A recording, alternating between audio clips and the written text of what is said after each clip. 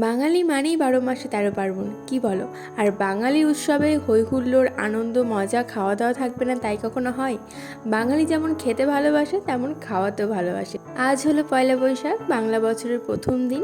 ১৪৩০কে বিদায় জানিয়ে ১৪৩১কে স্বাগত জানাবার দিন। পয়লা বৈশাখ আমাদের প্রতিটি বাঙালির কাছে একটা উৎসবও বলা যেতে পারে, আর পাশাপাশি একটা ইমোশন। কম বেশি প্রতিটি বাঙালিরই আজকের দিনটা শুরু হয় বোধহয় সকালবেলায় ঘুম থেকে উঠে নতুন জামা কাপড় পরে পুজো আর্চা করে। তারপরে তো বিকেলবেলায় হালখাতা থেকেই থাকে। এখন যদিও হালখাতার চর্চা খুব একটা নেই, কিন্তু এখনও এই পয়লা বৈশাখ দিনটা এলেই সে আগেরকার মতো এই বিকেলবেলায় হালখাতা করতে যাওয়ার দিনগুলো খুবই মনে পড়ে। আর আজকের দিনে অনেকের বাড়িতে বা দোকানে যেহেতু পুজো হয়, তাই অনেকেই কিন্তু আজকের দিনটাতে নিরামিষ খেতে বেশি প্রেফার করে।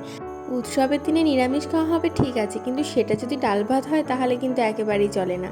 তাই আজকে তোমাদের সাথে শেয়ার করলাম নিরামিষ পোলাও আর আলুর দমের রেসিপি।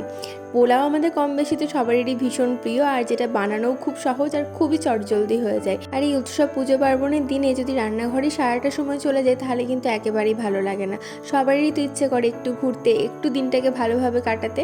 তো যাতে রান্নাটাও ভালো হয় কিন্তু সময়ও বেশি না লাগে, তাই তোমাদের সাথে আজকে প্রেশার কুকারে পোলাওয়ের রেসিপিটা শেয়ার করলাম। তো সবার প্রথমে দেখতে পেলে আমি গোবিন্দভোগ চালটাকে একটু জল দিয়ে ধুয়ে নিয়েছিলাম। তারপরে একটু মতো আদা আমি ঘষে দিয়েছিলাম, ওটা অপশনাল, ওটা তোমরা চাইলে নাও দিতে পারো।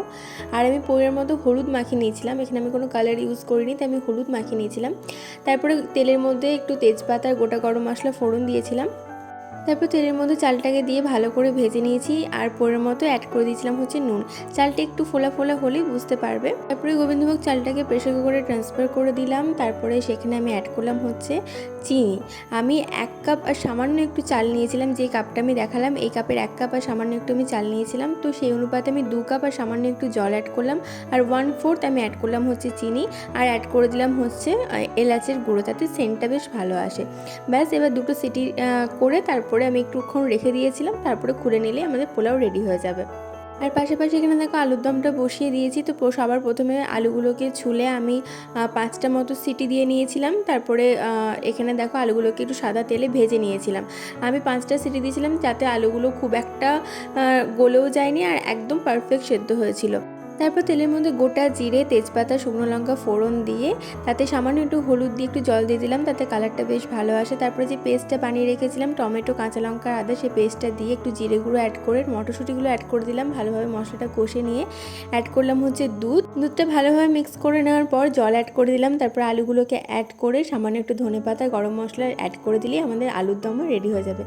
তো আজকের রেসিপিটা তোমাদের কেমন লাগলো অবশ্যই জানি, আর তোমাদের নববর্ষ কেমন কাটলো অবশ্যই কমেন্টস করে জানিও। বাই।